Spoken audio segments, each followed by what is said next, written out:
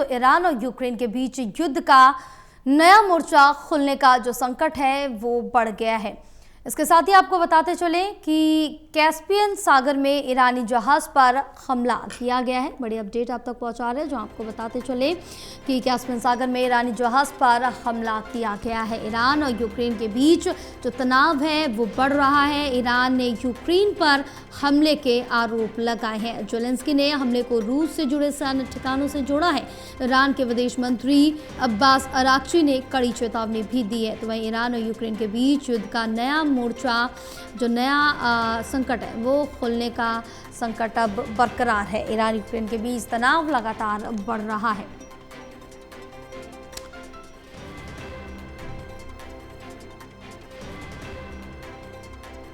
विदेश मंत्री अब्बास अराक्ची ने कड़ी चेतावनी भी दी है। चले और जानकारी लेते, प्रदीप हमारे साथ लगातार जुड़े हुए।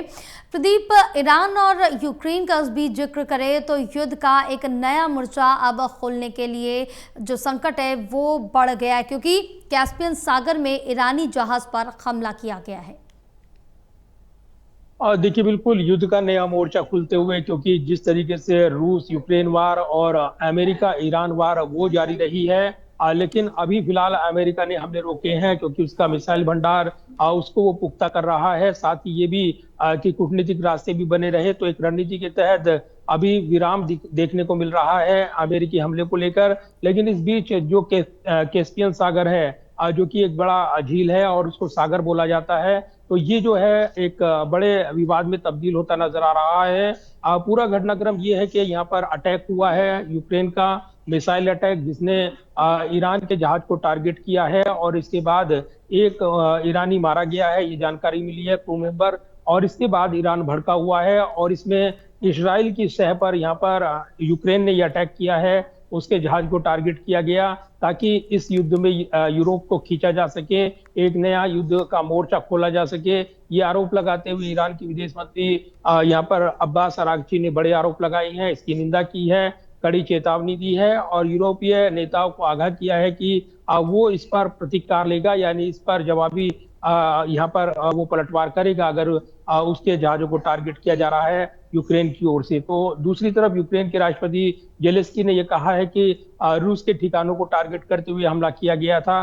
तो जो अब ये युद्ध का नया मोर्चा है, क्योंकि ये अमेरिका का मानना है, अन्य देशों का, पश्चिमी देशों का, कि जो मदद मिल रही है ईरान को वो चीन और रूस की ओर से लगातार मिल रही है सैन्य मदद।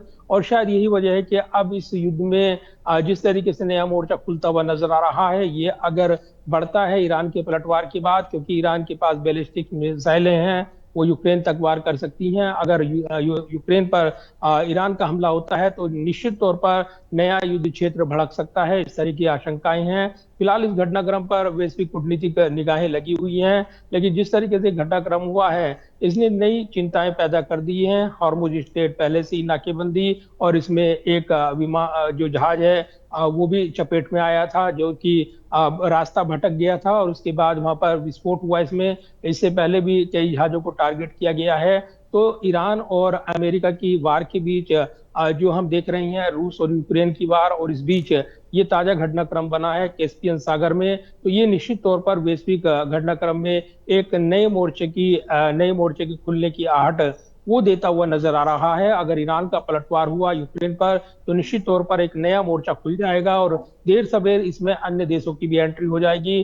तब निश्चित तौर पर यह व्यापक युद्ध क्षेत्र में तब्दील हो जाएगा। ये पूरा क्षेत्र एक नए युद्ध की पटकथा लिखते हुए नजर आ सकता है, ये आशंकाएं देखने को मिल रही है। हाँ बिल्कुल प्रदीप, तमाम जानकारी साझा करने के लिए बहुत शुक्रिया आपका।